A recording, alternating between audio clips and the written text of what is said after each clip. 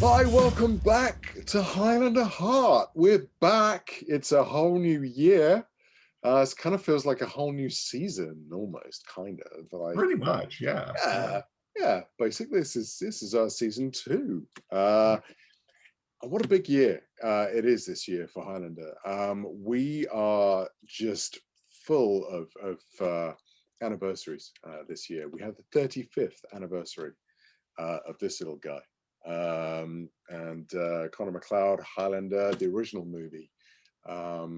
So 35 years ago this year. That doesn't make you feel old. I don't know what does.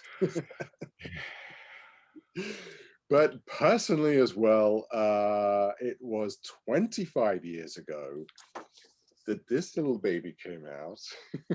Wow. Here is the first issue of Highlander Heart, which came out 25 years ago. As you can see, it was the 10th anniversary then. And yeah, it was it was a little pet project of mine, really, that I wanted to sort of put out there, out into the world, and see. At the time, not really much of an internet. Were there any other Highlander fans out there? I don't know. I wanted to try and find out. I knew there were some, actually. It was a club I took over from somebody else, and I just kind of reappropriated it, and really just so that I could produce fanzines and geek out on Highlander. So 25 years ago this year, we're 25 years old. And also in terms of the Facebook group, it's 10 years this year that the Facebook group has been around. Wow. We just shot past like 7,000 members or something crazy like Yeah. that. So Yeah. I mean, I think we used to have about 70 members 25 years ago, so we're not doing too bad. Yeah, and it keeps growing too, which is great. Yeah, it does, and it's great, and it never ceases to amaze me. We're getting sort of every day more and more people coming on, and it's great that there's so many more fans out there, and people, was discovering people that are fans that we didn't know about, including Ewan McNulty. Hello. So Ewan is joining us today. Now, we met through Kareem. We won't necessarily explain the ins and outs of why that was, because it's all very top secret. But Ewan is a Highlander fan, obviously. And why don't you explain a little bit about sort of your love for Highlander, or sort of the ways in which you have expressed that love? Well, I think I first saw Highlander when, well, to start with, I'm actually roughly the same age as Highlander. Also celebrating my 35th this year. So I probably saw Highlander when I was too young to be seeing it. Right. Before the 10th anniversary, I remember that. Okay. Because I remember being excited hearing about this director's cut coming out on Laserdisc. I was like, what's a Laserdisc? And also, what are these extra scenes? And then being very disappointed that they just got the European version. Yeah. And I think that's kind of what started my core love of. That's kind of where I focus a lot of my love for Highlander, really, the different versions. Mm-hmm. As we all know, Highlander is almost infinitely re-editable in all of its films. Yeah. There's always seems to be another version hiding under a rock somewhere. So I've kind of been trying over the last few years to, at the very least, catalog different versions of the films, mm-hmm. and just try and get a record of what's actually out there. And if possible, try and preserve them in some way. Yeah, that's what's so cool. You are doing the good work. Yes. That we all wish you could do. Yeah, no, absolutely. So we've already, in the last year, we managed 12 episodes, which I'm kind of proud of. I mean, it was a big schedule, but we did it in about half a year. We're going to slow things up a little bit this year, but we're still aiming to get another 12 done this year. And we've covered a lot. I mean, we've managed to sort of cycle through.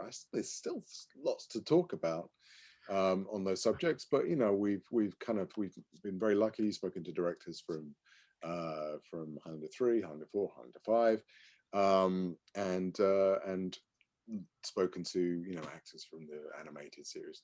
It's been really good. I really enjoyed it. But you know, there's still more to talk about. There's still more to talk about. We will get to the series if you're watching these chronologically, which I doubt you are. But if you are, and you're thinking, well, where's the series? We will get to the series. But this year, I think we need to focus on the original movie, 35 years, and we're going to sort of maybe alternately sort of dip into that and with any luck speak to some of the people involved and try and get a bigger sort of a look at that movie as we can, as well as dipping into other aspects of Highlander that we haven't covered yet, much like today. Yeah. So we have been animated before, haven't we? We've gone down that route before with the animated series, but that was arguably not the best animated. I mean, Joe's giving him away, obviously, anyway. We have Rod Stewart in a trench coat and a Rambo thing. Highlander: The Search for Vengeance is the premise that we are working on for our episode today. And you know what? It's a really good film. It is. Yeah. Yep. I have to admit that I had not seen this movie for a long time. Probably when it was first released on DVD, I watched it. And I don't know that I necessarily knew what to make of it at the time. It was still at a time, I suppose, where there were still things happening, or it felt like there were things happening with Highlander. So everything was still quite fresh. We'd recently had the source, maybe, and I may not begin the timelines quite right, but you know, stuff was happening all the time, seemingly, with Highlander. It was still, and so it was like, it's another Highlander thing that doesn't quite fit in. What's that about? Oh, I don't know though. Is it? Oh, okay, so I hadn't really, yeah. But I think in retrospect, having watched, and in particular watched a specific version of this movie, was very pleased with what we had. So that's my experience with it in short, I guess, to this point, and we'll go into it in a little bit more depth. Joe, what about you? How do you remember the first time you saw this movie, and kind of what do you think about it sort of now? I saw it probably the year after it was released and the year after the source. I will admit that I was buying anything Highlander I could get my hands on. So when it was released, I bought it, and I'm pretty sure it was released prior to, I don't know, I can't get the timeline right. It was a few years ago. But I thought it was released prior to the source. Okay. But yeah, I was kind of like the same thing. I'm like, well, here, animated. It's I've had my biases from here and there. It's like, it's not real Highlander, right? It's just it's a cartoon, But so it was, of course I bought it, and it was a while before I watched it. And I think I had probably not been too far enough removed from the source by the time I saw it, and I was probably a little jaded as far as Highlander when I saw it. So it was like, yeah, it was okay, but I really wanted a really good Highlander sequel, and little did I know I was staring at so it probably wasn't favorable, but like you said, in hindsight, It is a really terrific movie. It's a fantastic Highlander sequel.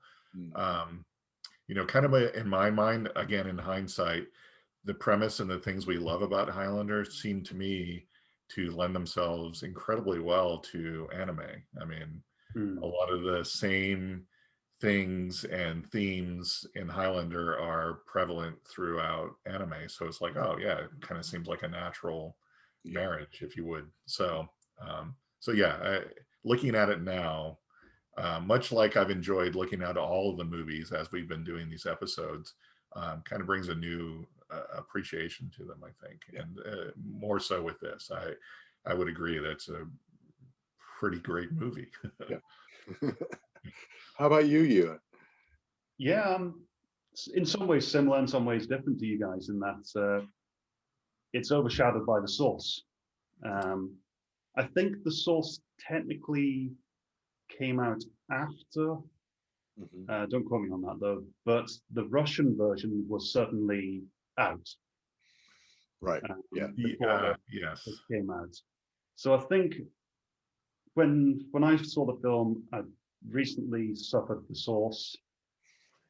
I saw the trailer on when that was released, probably one of the first videos on YouTube at the time. And just seeing, you know, the Colin walking out there with his katana, I thought, okay, this could be all right. And then the robot soldiers walk out, and you're like, oh, here we go again. And just thought, right, that's it. I'm out. I was kind of familiar with some of the director's work. I watched a bit of anime, so I knew some of the stuff he'd done previously. It's good stuff, but just not to my personal taste. So just for a long time, I just slept on it. I didn't bother seeing it.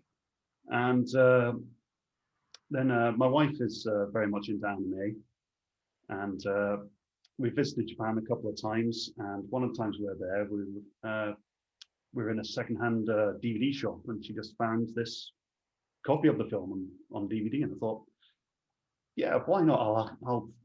I'll grab a copy and I'll have a watch, see what it's all about. Yeah. And yeah, that was about maybe 4 or 5 years ago, and I'm thinking, where was this?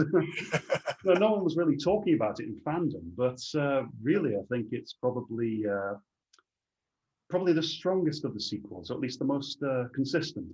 Yes. Yeah. And the one that feels the most Highlander. Yes.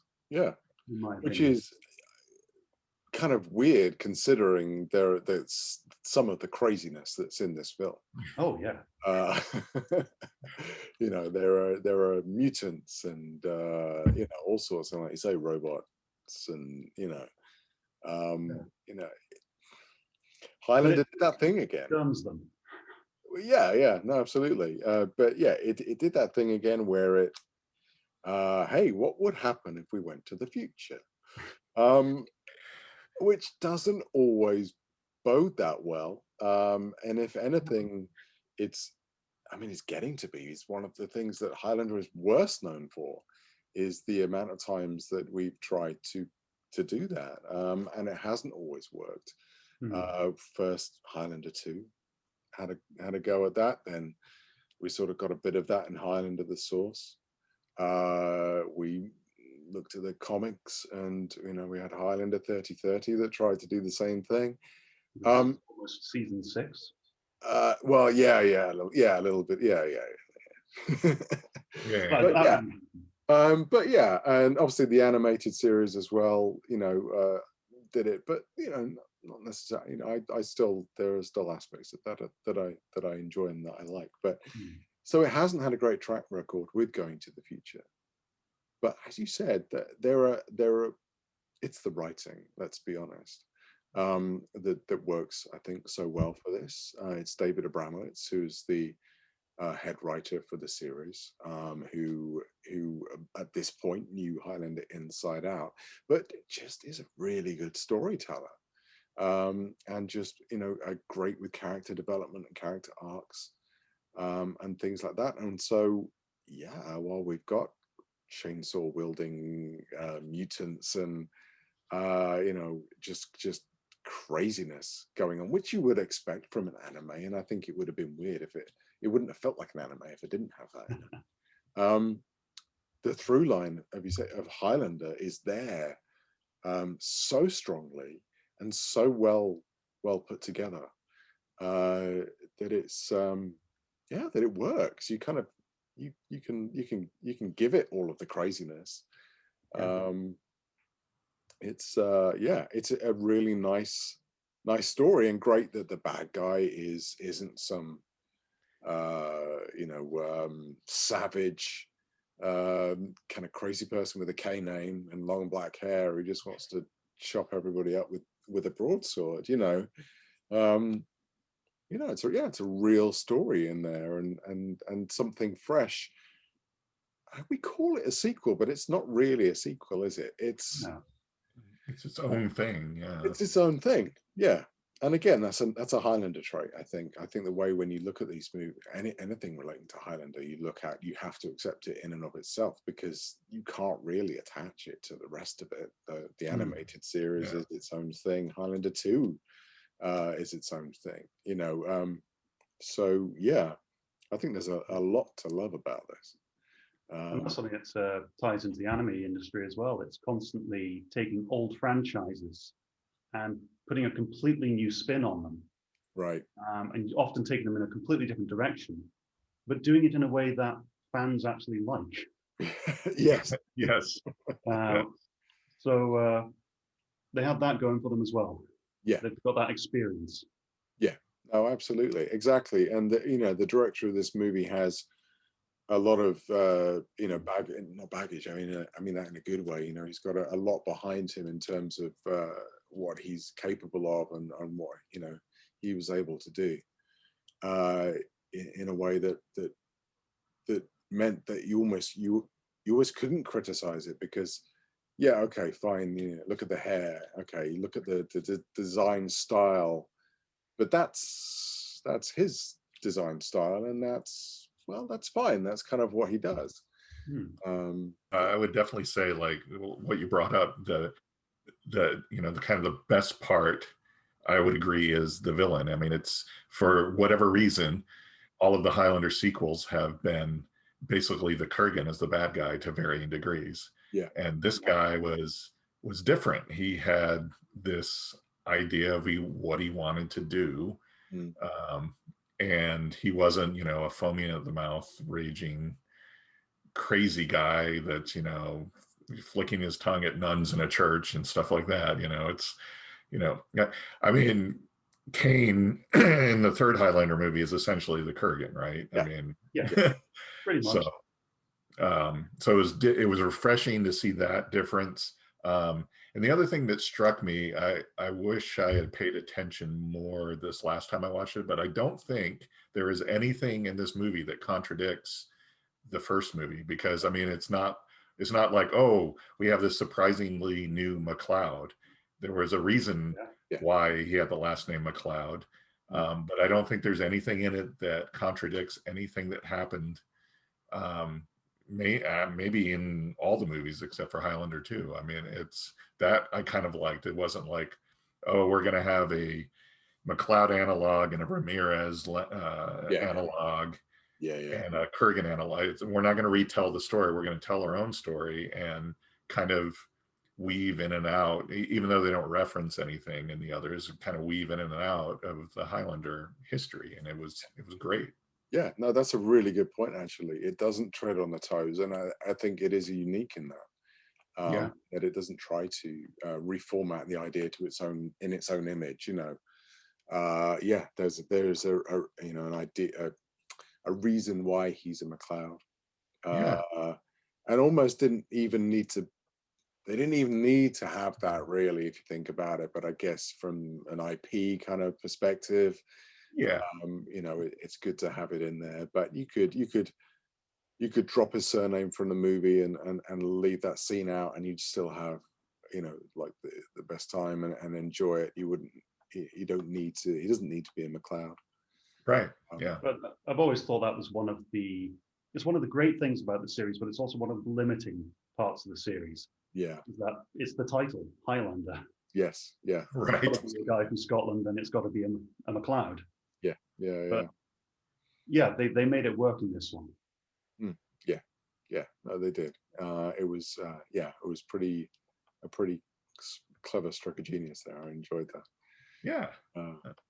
So much like, again, like other aspects of Highlander, this isn't alone in that there are multiple versions of this film. Not too many, but there are a couple.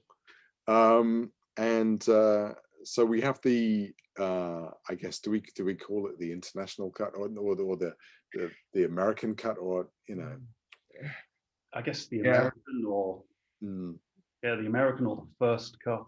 yeah, US guess. cut is Yeah. fine. Original cut, I guess. I don't know, because the other one is director's cut, so there we have the distinct differences.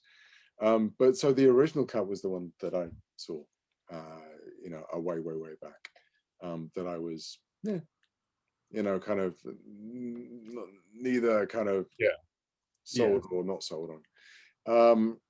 And then there's a director's cut, which is really good.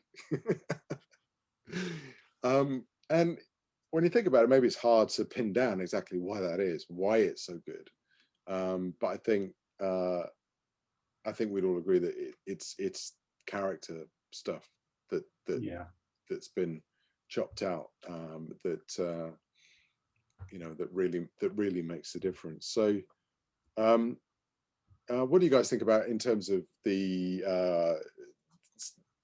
most important stuff that comes back in for the director's cut? I'd say for me, it's largely the characterization of Marcus. Right. For the American cuts, well, as you said, one of the most interesting things about Marcus is that he's completely different from any of the villains we've seen before. And it's almost like in the American edit, they're trying to almost fight against that. Yeah. Take out some of the justification. Because at times you're standing there, you're watching the film and you're like, yeah, I kind of agree with the bad guy's point of view here. Yeah, which is great. Colin is just wasting his life. Yeah. Whereas Marcus is doing something with it. He's maybe not doing the right things. No. But he's learned, he's improving himself, or towards his goal. But whereas Colin is just Colin throughout eternity. Yeah. And it's those little bits. It's like they're trying to fight against that and just make Marcus evil. Yeah. Without justification or logic. Yeah, I feel that I'm the same way. Those bits re-added were just fantastic. And it was sort of, to the same extent of the first Highlander movie, because that had, for the US, had little character moments and beats pulled out of it. And it enriched the story and the character so much more. Seeing those, did they necessarily need to be there? Not really. Does it make, for this movie, does it make it a lesser movie without those bits in it? Arguably not, but it just enriches it and makes it so much better with those things in there than just, oh, it's an animated Highlander movie. It's still really, wow, I was missing so much. This is so much better. So yeah. Yeah. No, absolutely. And I think, am I right in thinking that the mentor character has a different voice in the director's cut? I'm not sure if it's a different actor, but it's certainly a very different interpretation on the character. Yeah. And I kind of prefer the dialogue from the director's cut, but I prefer the voice from the American one there. Okay. Yeah. In the American one, he's got a very what you'd expect from an old man cartoon character voice, whereas he sounds very distant and actually quite young in the Japanese version. Yeah. And so really, there's kind of 3 different dubs of this that exist. Right.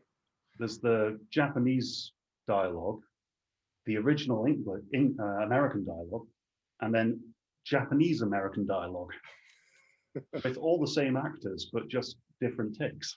Yeah. Well, this is it, and there's bound to Yeah. have been different takes and things,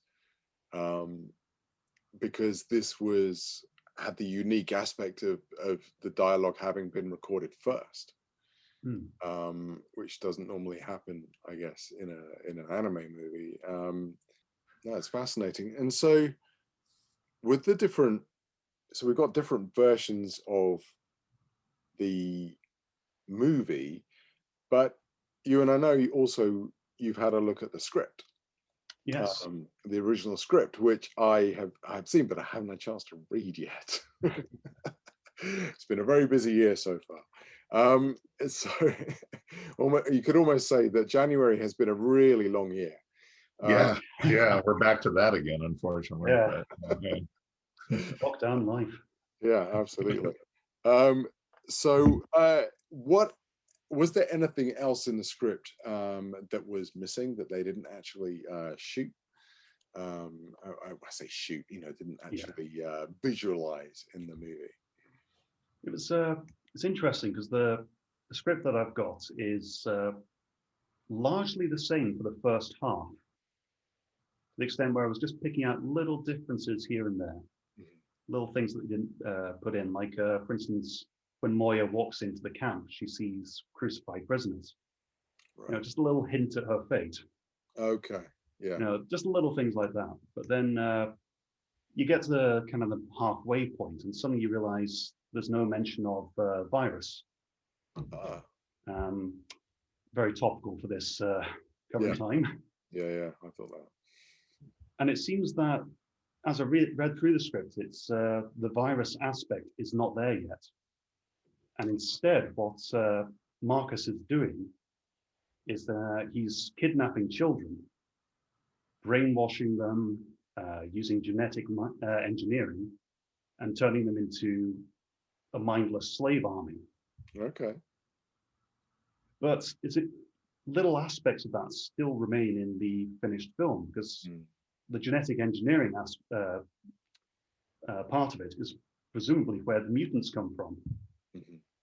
Yes. Because of course we all had that moment where we're watching it and we're going, okay, this looks dark and moody, it's interesting. He's walking up to a fire. Those are demons. Yep. What? Yeah. So there's the guys with horns on their heads, the guy with two heads even. Yeah. And it's just, where does this come from? Well, reading the script, they come from the rejects from this mutant army. Okay. Right. So there is logic.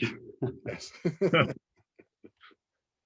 And that then leads to changes later on, where during the final battle, instead of Marcus threatening to unleash the virus, he's threatening to kill all the children.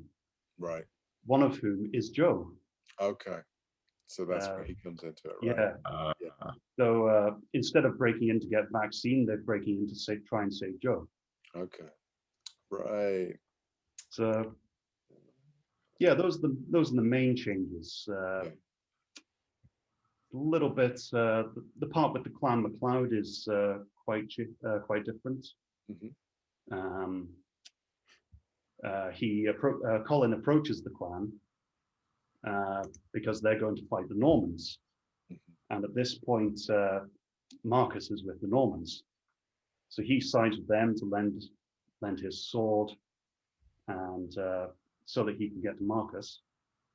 But before the battle happens, a bear starts attacking the village. Colin defends the village, slays the bear, but also dies in the process. Right. And he's buried with honor, given the name Macleod. And then that's the end of that part. Okay. So the villagers never chase him out. Instead, he digs his way out and says, "I'm dead to them, I'm leaving." Right. But there's also a lot more in that part, building up the character of Deborah. Mhm. who is really just a small one-scene character in the film. Mm. So in some ways there's more there, in other ways there's less. It's Yeah, sure. it's interesting to read to see where the story came from, Yeah, little it's bits that always remain, and also Yeah. how far it was still to go. Yeah. Yeah. No, it's always fascinating to sort of see that trajectory of a story and of an idea. I certainly think they made a better choice with the virus, I think, as opposed to maybe the sort of the zombie army kind of slave army or whatever, I guess. Yeah. It kind of, I think it spoke to his kind of almost the insanity of living for that long, and just you just simply just wanted to wipe it all out at the end, almost, you know. Yeah. Oh, one other change that I thought was quite interesting. In the original script, Dahlia actually meets Amagan. Oh, really? Okay. Yes. You know, throughout the entire film, Amagan just appears in various guises, presumably inside Colin's head. Yeah. Right. But during the scene where Amagan reveals that Moya's soul has been reincarnated through all these characters, Dahlia is actually a part of that conversation. Oh. She's actually active in that. Huh. Wow. And that then gives her actions going forward a lot more weight, I feel. Yeah, because it choices seemed towards the end that she was totally on board with this, and that, you know, she was kind of like, oh, don't worry, I'll find you again. Yeah. Like, did you know about this then? Right. Like, you know, or is that just something that came to you in the moment of death, you know? Yeah. Okay. But it's also just, you know, so Amagan is more than just Sure. something that Colin can see. Right. Yeah. It's kind of more of a force ghost than a figment of his imagination. Yeah. I think he was a talking tree during that scene. Maybe a little bit too Pocahontas. Maybe. Maybe. I think that's the thing, and it was those, I think, thinking back, it was those aspects as well as the kind of the mutants and things like that, and the robots and stuff that just took me out of it a little bit too much, I think. Yeah. But now looking at it in total context, you know, it all makes total sense. You need that character who's been with Colin the entire time to tell the audience by telling him that, you know, he's wasting his life. Yeah. And, you know, just come on, you know, just stop it. Because without that, yeah, I think you would just be lost in this kind of lone drifter. You know, where you wouldn't really understand the level at which the vengeance has consumed him throughout time. So, you know what we need, though? I think we need somebody else who maybe worked on this project that could maybe give us a little bit more insight into this. Maybe kind of a producer or something. Yeah. Maybe. Yeah, that would be pretty cool. That would be pretty cool. Oh, just these. Yeah, I've got to stop. Right. So, well, let's get somebody on, right? So, without further ado, Joe Pearson, thank you for joining us. So we're talking about Highlander: The Search for Vengeance. It's one of those movies, very few in terms of Highlander canon, that is thought of really, really well.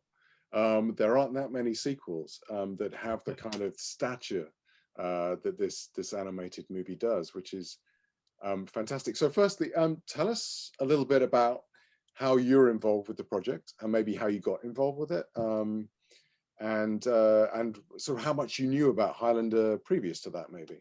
Well, basically, I like many people, I'd seen the original Highlander movie when it came out in the 80s, and it was enjoyable. I liked a lot of it. It was fun, a little goofy, but fun and powerful at the same time. I like the dynamic with the Scotsman and with Sean Connery. It was enjoyable. It was a good movie. But what happened was I had partnered with Kevin Eastman. I've been working in animation for now over 30 years as a producer and a director and writer. I have my own studio, Epoch Inc. Animation. We've done a couple of TV series, a lot of specials. We did the Do the Evolution video for Pearl Jam back in 19. Wow. In fact, I just have a book called The Art of Do the Evolution that just came out as a coffee table book about how we made that video. But Kevin and I partnered up. Kevin owned Heavy Metal Magazine. Kevin was the creator of the Ninja Turtles. He bought the magazine with some chump change from the Turtles. Like many of us of that age, heavy metal was a huge influence on us, and especially on Kevin. So he took it over around 1990, and we became friends in the mid 90s. And after I finished a TV series called Roswell Conspiracies, I decided that the real secret to success is to own your own distribution as well as your own production. Mm-hmm. And I thought heavy metal would be a terrific vehicle to build a production and distribution company on. And Kevin agreed. So we partnered and created a heavy metal entertainment. And for about 5 years, we schlepped around a 200-page business plan that I wrote, detailing everything from the set 8 different videos, the cost of making them, how much money they would bring in. And while we were pitching that project, we ran into an old friend of Kevin's, Tom Gray. Tom was a producer on the first Ninja Turtles movie. In fact, he was the one that actually saved that movie and got it into production when it was about to go south. And he was working with a Chinese businessman that we had gone to meet to hit up for money. And ultimately, the businessman died mysteriously before he could get us the money, which is sort of the story of our pitching in general. We had some wild tales, but what came out of that was that Tom, it's a long story, Tom formed a new company called Imaji Entertainment with the son of a Chinese Christmas tree manufacturer billionaire. And Imaji was doing a number of films. He did the Ninja Turtle movie in CG, which I thought was maybe the best of the Ninja Turtle movies to date. The son of the owner, Francis, was a huge anime fan, and he had bought Madhouse Studios in Tokyo. I mean, literally, he just bought them and wanted projects to plug them into that could appeal to a worldwide audience. So in our heavy metal lineup, The Crow was one of the IPs we were pitching to produce. Another Kevin Altieri and I. Kevin Altieri was a director on Batman and a bunch of animated series. He directed the Pearl Jam video for me. We were pretty good friends at the time. We had pitched an anime Crow to Ed Pressman, the owner of the property, and wrote a treatment that he paid us for and agreed to do, but then Kevin got sidetracked making the Gen 13 movie and the deal went south. But I developed that IP at my studio and with Ed's permission was pitching it. So Tom and those guys thought The Crow would be a great project to go out with. Like I said, it's a long story, but we took The Crow out.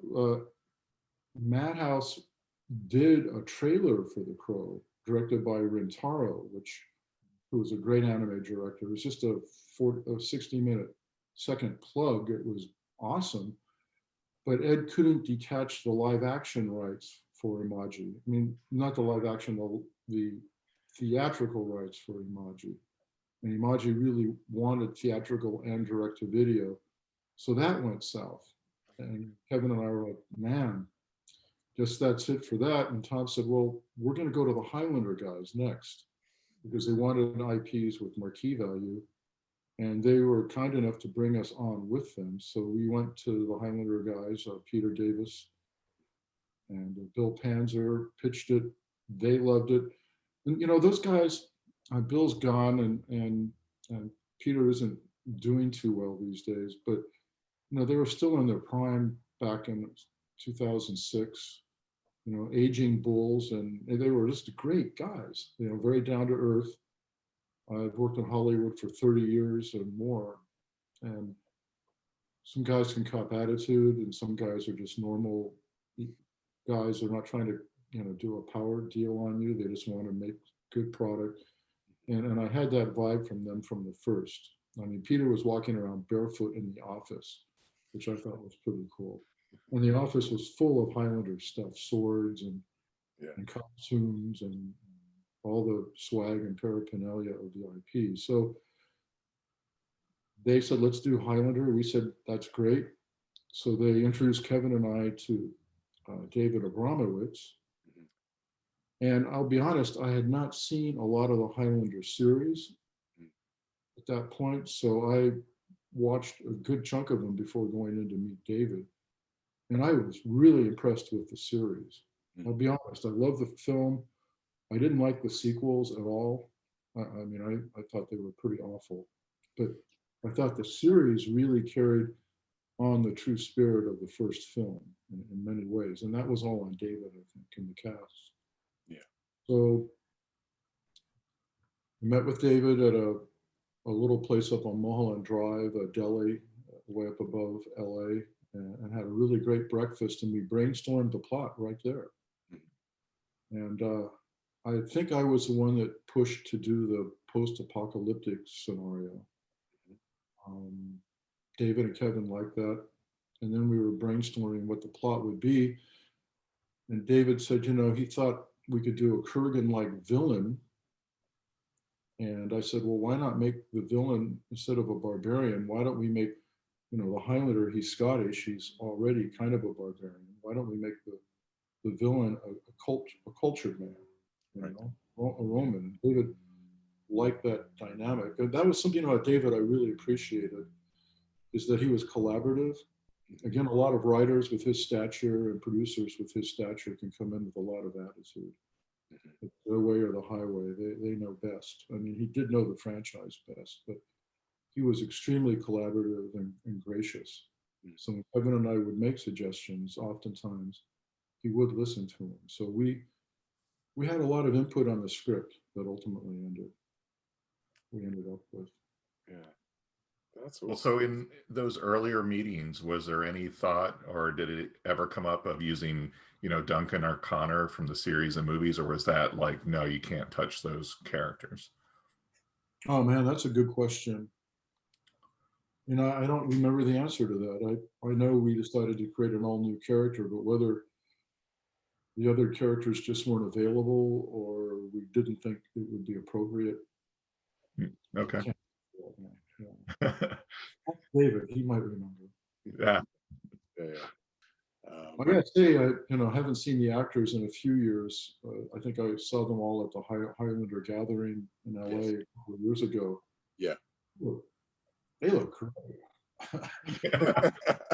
Those are mortal genes. This must be the adrenochrome, I haven't gotten that. They all look really good. I'm kidding. Yeah. No, we don't do that here in Hollywood. No. Yeah. They do look really good, and they're really great people. I worked with them after Highlander on my own film, David. Yes. Yes. That's Which I can see a little plug for behind you there. There's, Yeah, that looks amazing.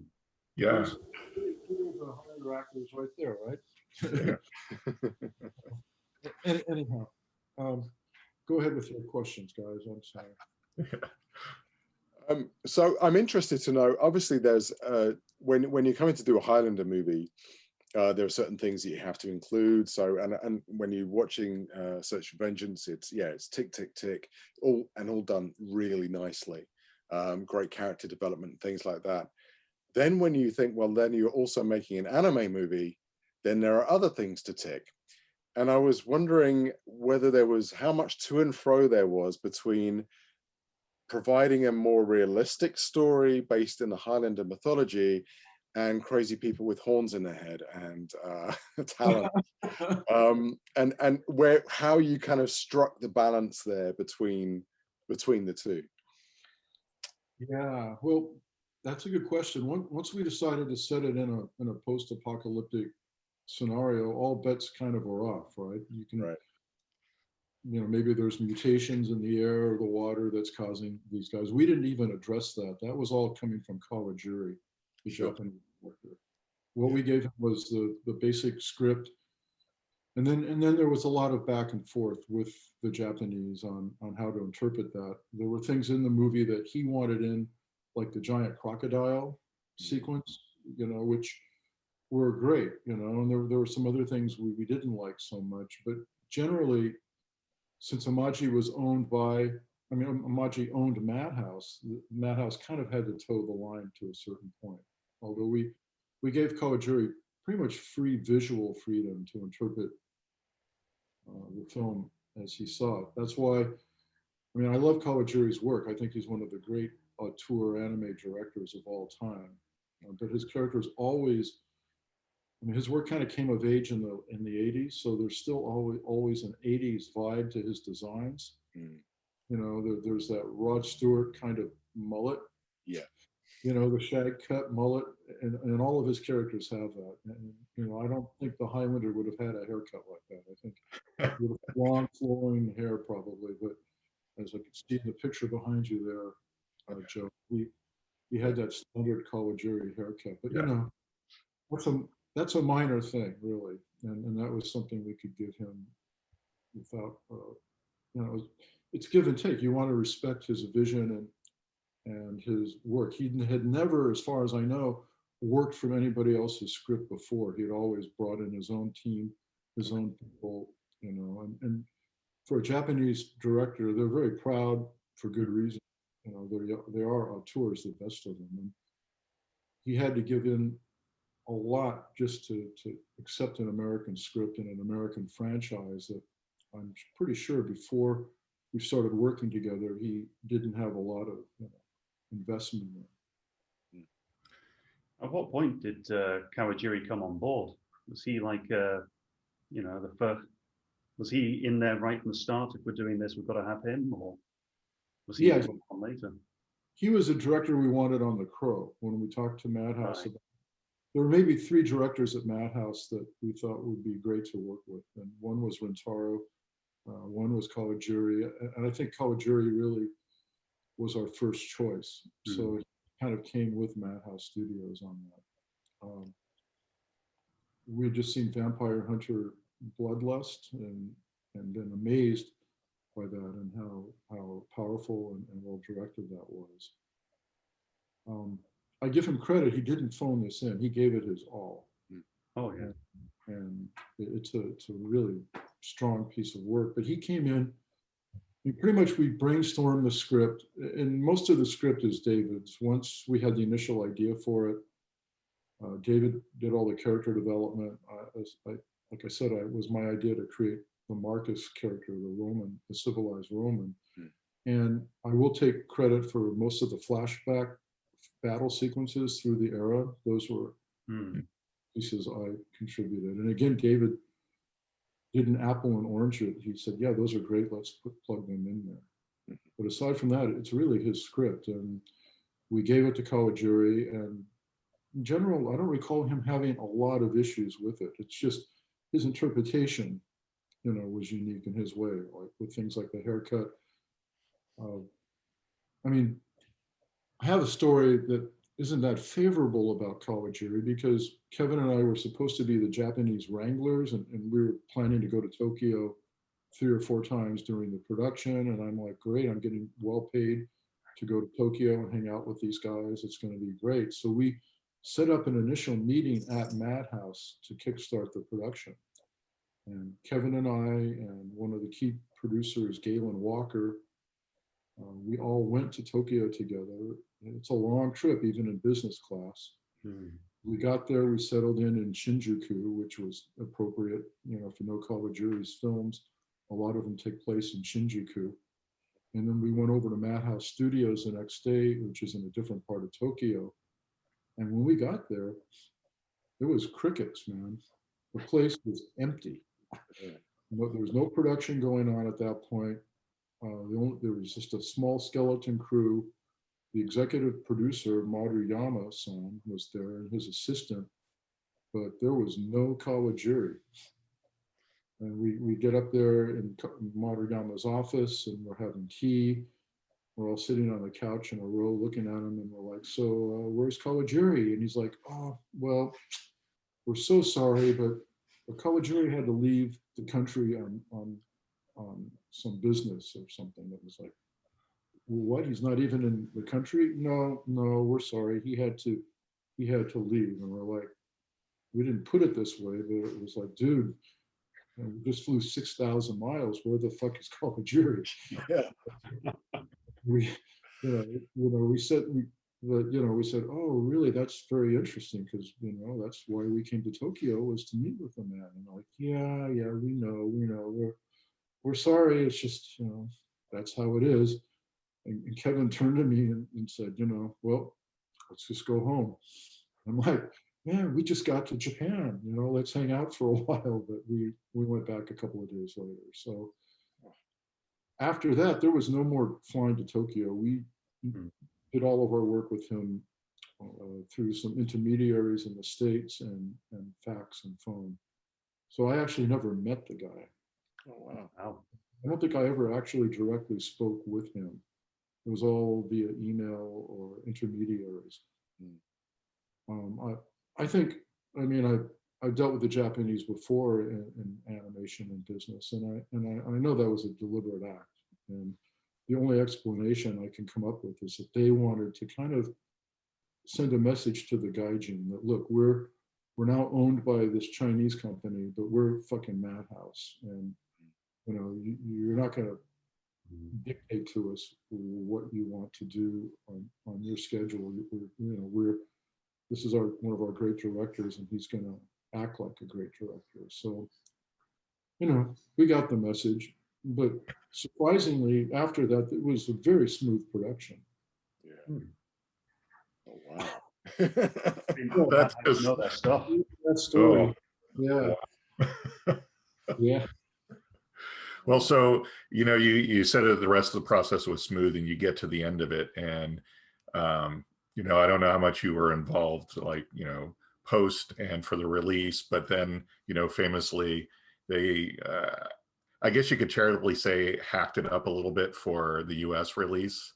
So were you aware that those kind of edits and watering down were being made to it before it was being released to the U.S.? Yeah. I mean, basically, aside from creative meetings with the Madhouse people, give and take on reviewing the storyboard and the production work and the designs, there were some issues over designs, which I can talk to later. But generally, it was a pretty smooth process up until the end, when there was a duel over the edit. And Galen Walker was really the producer, the hands-on producer on the edit and the music and the post-production process. He and Bill Panzer really worked that, with Galen being the point man. He did all the voice direction, all of the actor wrangling. He did, and it was his decision to do the US cut slightly shorter rate. And again, I was there at the time, but I can't recall the specifics about why he wanted this cut. I think it's apples and oranges between the two cuts. You think there's an improved difference on the Japanese cut, Joe? Oh yeah, absolutely. Yeah, it's much better. Yeah. There's not much kind of actual massive scenes cut, but it's all little bits of characterization here and there. And particularly Marcus, I feel. Yeah. I should really have revisited both versions before this interview. It's fine. We just moved, so we don't even have our DVD set up. Wow. So I'm pretty much limited to what I can get online. So there is an online version of the two cuts. I'll look at them and get back to you if you want to do a follow-up. But Sure. Yeah. No. I mean, typically for the U.S. market, You know, some of the, even though it's animated, some of the violence is cut out of it, and it's streamlined to be just kind of a run-of-the-mill story. And kind of like Ewan was saying, they take out, you know, some great bits of characterization that were just lovely. Finally seeing the director's cut, which I kind of argue is the original cut. It's not really director's cut, but whatever. So yeah, no, that was kind of disappointing to see that, you know, well, the US can't handle this, we'll water it down kind of thing. So, but yeah, I mean, it could have been issues that weren't even in Galen's control. It could have been requirements made by the US distributor. Mm. You know, they had a history of releasing anime here in the States. So, you know, they may have had time constraints on the length of the cut, you know, or just I mean, you know, the pace, I mean, sometimes on Japanese films, the pace is odd, you know, but it doesn't sound like the Japanese cut really changed the momentum or even the story arc or at all, right? It just added there was little bits added here and there. yeah, it just made it more of a full story and less, I mean, I don't even know how to really describe it, but the US version's more just like, well, it seems more, I don't want to say thrown together, but it's like, oh, we animated this really cool thing and we made it a Highlander movie, whereas just even the details put back into the Japanese version, it's like, okay, so the intention here obviously was to make a high quality, really rich story and anime, and it's disappointing that that was lost for so long.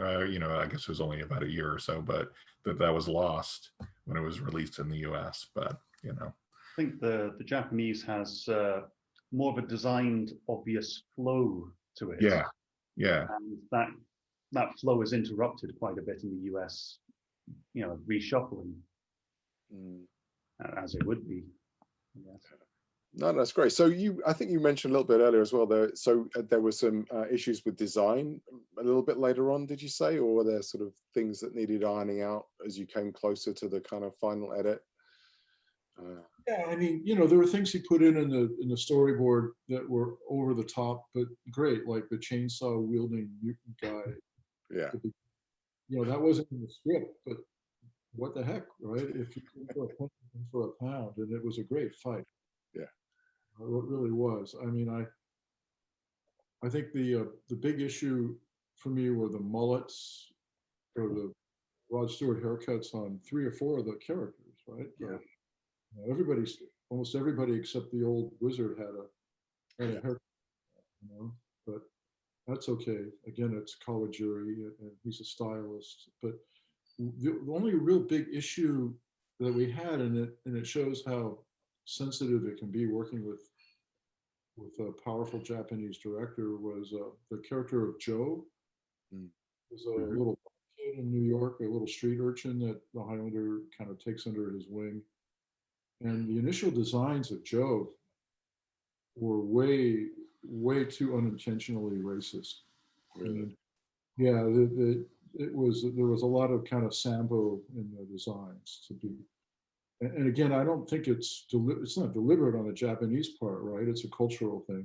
That's just kind of a stereotype that they're buying into. And I mean, it's hard to. It seems ludicrous now in retrospect to think about it, but we had, you know, a couple of intense sessions with Madhouse and their associates over the design of this character. You know, they were like, well, we've already gone to layout, you know, we can't change this design, it'll mean too much work. And I'm like, guys, I used to do layout, I know what's required. This is a minimal thing. You haven't animated them, right? Just change the character. You know, so we wanted something looking, you know, more normal, like a real African American man. They kept pushing back, so we ultimately ended up with kind of like mid-period Michael Jackson for the look of the kid, which is fine, you know. But it was, I mean, it's kind of comical at the end of the day to think that that was one of the big sticking points in a generally pretty smooth collaboration. Yeah. Yeah. Yeah. There's stuff going on behind the scenes that I never saw. You know, I mean, I was at all the meetings with Madhouse that we had in LA, but you know, there was a delay because Kawajiri insisted on storyboarding the whole thing himself, which is a Japanese, which is great because his storyboard and his direction is terrific. You know, I directed War of the Worlds Goliath, and I would have given that up in a heartbeat to get someone at his level on board to boarded and directed that. You know, it's just he's one of the greats. But aside from Joe and the shag cuts, I don't think it was pretty. It was actually pretty smooth considering how weird the start was in Tokyo. Yeah. Yeah. So one of the things that Highlander also has going for it is that there is a familiar voice cast in there, in Jim Burns, I believe, who does one of the voices. Was there any intention to maybe look at other Highlander actors to get them on, even if they're not playing the character, as he doesn't play his character from the series? Or was it just a case of the fact that Jim Burns has an amazing voice, and it was just nice to get him on board? I think it was the latter. I mean, I think in a way Peter and Adrian are so identified with the TV series and with those particular characters in the series that the thought might have been to bring them on board in different roles would confuse the viewer. You know, if like if Colin was played by Adrian, there's always going to be some of the audience going, "Wait a minute, you know, Adrian is." You know, it's like, what's going on here? Is this some kind of alternate history thing, or you know, is this his life before that we missed in the series? So that I think they wanted to. I'm guessing this because it was never really brought up in front of me on the casting for them. Sure. I was going to say, as far as I know, the animation was unusually for a Japanese production. It was done to match the English dialogue. Yes. So I presume the English was recorded before it was animated. So do you know how involved Kawajiri was in the English language production side of it? I think that was all Galen. I think Right. Galen, I remember going to sessions that Galen was directing. I even participated in some of the crowd scenes when they needed a bunch of people doing Warlock. And there was no one from Madhouse was there. It was all pretty much American show. And yeah, it is unique for that. They do, I think we had an American animator do the lip sync sheets so the Japanese could work with that, because that is a big issue. Yeah. Yeah, it's interesting, isn't it? Because it was lip sunk to American. It was a reverse from the normal process when you bring in. Yeah. What makes it really unique? I kind of wonder if the Japanese audience can tell that they're, you know, actors are speaking Japanese to American lip sync. You know. Yeah, exactly. Well, usually with anime production, it's voice actors perform to the animation. Oh yeah. They kind of do it backwards to how it's done in the West. Right, but I mean, in the West, when an anime is brought over to be translated, I remember sitting in with Carl Mason in Robotech. You know, he would be directing actors to try to lip sync, to try to match as close as possible the Japanese mouth movement. Wow. Yeah. Yeah, that is interesting. That does make it kind of a unicorn, you know. Yeah. The norm again. So you mentioned earlier you're still doing animation now. What sort of do you have any projects coming up at the moment that you're working on? What are you sort of up to right now? You know, sitting here with COVID in quarantine, basically with the rest of the world, you know, I have maybe a dozen developed IPs of my own that I've been pitching on and off, and I thought I really need to. You know, I have some credibility as a producer and director, and some of these are really good IPs. So I picked one that I thought would be a real strong one to lead with. And we're going to go out and pitch it next month. Okay. It's called Le Cruz. And basically it's sort of the same character dynamic as Blade from the original Blade movie and the comics, except this guy is a LA Chicano. And he was a special forces operator in Guatemala for the Reagan anti-revolutionary movement. And basically he committed a crime. He allowed a village to be massacred that, you know, the Guatemalan security unit said the only way we'll get information from these guys is to, you know, let us deal with them. And he's like, that's against the Geneva Convention. And they're like, well, we know how to, you know, President Reagan wants answers. You want to find out where the guerrillas are. So he turns a blind eye. The villagers get massacred, and then the guerrillas hit them and drive them into the jungle. They take refuge in an ancient Mayan temple, and these demon god statuettes come to life, kill everybody except La Cruz, and he's basically violated all night by the jaguar woman, and in the morning she claws him with the mark of the beast and says, I will see you in El Norte in the House of Blood. Okay. So 40 years later, he hasn't aged a day, and he's living up in the hills of LA. He comes into LA and kills monsters and demons. And but the Mayan gods are now coming up to LA. A jaguar woman comes out onto the beach naked in Venice Beach and rips up a Chicano gang and turns them into demons. So slowly the city becomes infested. They're looking for this ancient idol. The Cruz and his group are looking for the idol. It all ends up in a big conflagration up at a ruined mansion on Mulholland Drive. So it's a very LA-based story. Yeah. It's a good story. I had a script. I retrofitted it into 8 half-hour episodes for a network pitch. The designer of my characters on War of the Worlds did this really elongated, kind of sleek, kind of style, a little bit Kawajiri, a little bit Peter Chung. Character designs, they're really strong character designs.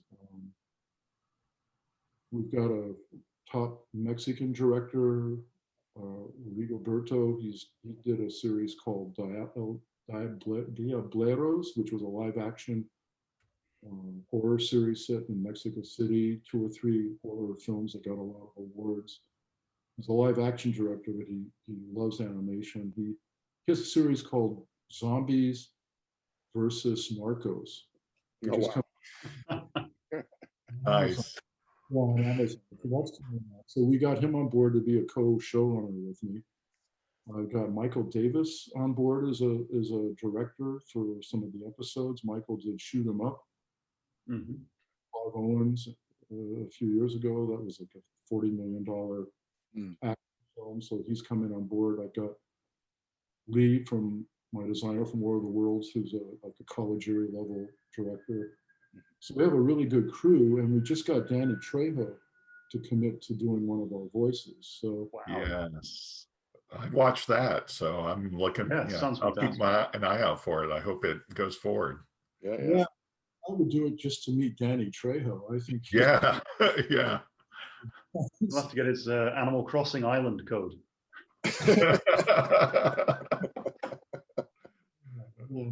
I've listened to interviews with him, and he's actually an original hard ass. He seems like a pretty decent guy. Yeah. It's often Yeah. the way, isn't it? I think. Yeah. Well, yeah. I mean, here's when we were recording for War of the Worlds Goliath, Leon, my co-producer, and I, we were just brainstorming like a wish list of actors we could get to do voices, and someone brought up Adam Baldwin because he was a genre guy because of his work on Josh Whedon's series and some other stuff. And we thought, sure, let's try. So we got him on board. I remember he came.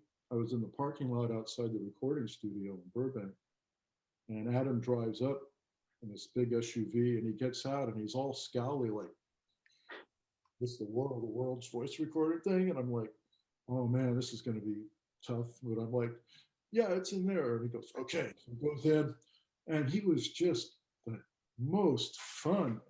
We had fun with all of our voice recording actors, but but Adam just went for it. He played this crazy cowboy guy, and he chewed it up relentlessly, and chewed it up again and again, and he really went the extra mile. Yeah. I think his politics are crap, and I think, but I really like him as a person and an actor. Yeah. Really cool. I mean, it was the same with all the talent we got on that. I think our voice cast was good. It was a good voice cast. For a low budget film, we had a great voice cast. Yeah. I was fortunate enough to meet Adam Baldwin once, and he's a lovely guy, but he's so tall. Yeah. No, I mean, Just it's towering over everyone. It can be intimidating for sure. Yeah. Yeah. Oh, that's I awesome. just don't expect him to be so nice, and he is. Yeah. So thank you so much for having the idea and the kind of the drive to sort of put this into place and create what it's arguably maybe the best Highlander sequel, possibly. Yeah. I think it is, but I think it's a good, solid movie, and it's easily the best sequel. But part of that is because the other sequels just all over the place. No, absolutely, and in fact, you could almost say that you maybe did a better job than the first live action movie, because there are a lot of parallels with the original movie. But everything feels more fleshed out. Everything feels more expounded upon.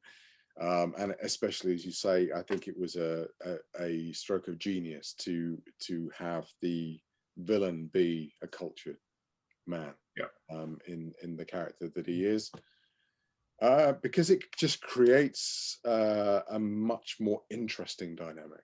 From I think obviously when you get any movies, if you look at Marvel movies as well, for example, because that's just very much within the zeitgeist at the moment, it works so much better when you have a believable and interesting villain who isn't just there just to conquer because I'm going to conquer and just, I just want to, they have a reason for doing what they're doing. And it is a valid reason in their own mind. And they are simply doing what they feel is right. And I think that's something that this movie has going for it with the villain, which really helps. Yeah. And everything else Yeah. just works really nicely. And the flashbacks and with Colin and all of that. Yeah, I think he did a fantastic job there. So yeah, thank you very much. It was great. I mean, my contribution is relatively minor compared to David's or Colajury's or Galen. Yeah. But without you, it wouldn't have happened. Yep. Yeah, maybe not. I mean, if we hadn't pitched anime to Tom and Galen and Imaji, it may not have happened. Who knows? Yeah. I mean, I still wish we had done The Crow. I mean, because that was something. It was a sequel to the first film, and it was kind of a Dante's Inferno kind of. Oh. Where the hell to get Shelley, who was kind of kidnapped, and he has to face the test of love and hate. All the old Crow villains were going to be coming back to Detroit as anime demons, and the Hellgate, and he goes into hell to try to rescue Shelley. It would have been a good one. I mean, The Crow is another franchise like Highlander that has had a great first film, and then the sequels just never really did it justice. Oh, well, okay. So before we go, could I ask you to lead us out with our little Highlander stab? This is Joe Pearson at Highlander Heart, reminding you to hold fast and don't lose your head.